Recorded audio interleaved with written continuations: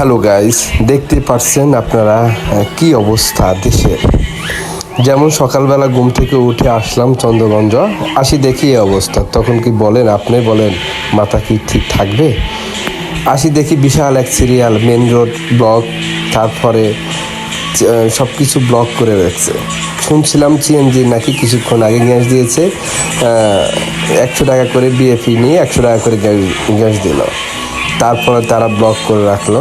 এখন হচ্ছে মূলত হচ্ছে কি, বাংলাদেশে কদিন পর পর, যেমন কদিন আগে অকটেন আর ডিজেলের ব্লক করে দিয়ে সব পাম্প বন্ধ করে দিয়ে দাম বাড়লো। সেম অবস্থা আমাদের বাংলাদেশে যে কোনো দ্রব্যমূল্য দাম বাড়লে একই অবস্থা হয়। হয়তো এটা স্টক করে রাখে দিয়ে তারপর এটা দাম বাড়ায়।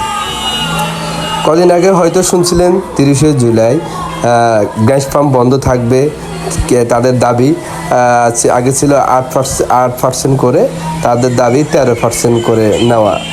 সেটা কনফার্ম হচ্ছে কিনা সেটা আমরা জানি না, কিন্তু এখন আজকে প্রায় 3 তারিখে দেখি এই অবস্থা।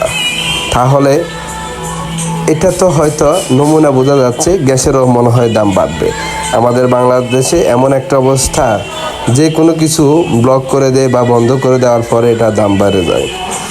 এখন যদি গ্যাসের দাম বেড়ে যায়, তাহলে আমরা সাধারণ পাবলিক এটা কষ্টতে বুক করতে হবে।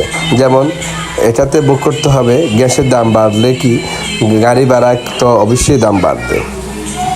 দাম বাড়ার সময় বেশি টাকা করে বাড়া, বেশি টাকা অঙ্ক করে ভাড়ায়, কমার সময় 2 টাকা 3 টাকা করে কমায়। আমার বাংলাদেশে এই এক অবস্থা, এটা কি কখনো নিয়ন্ত্রণ হবে না?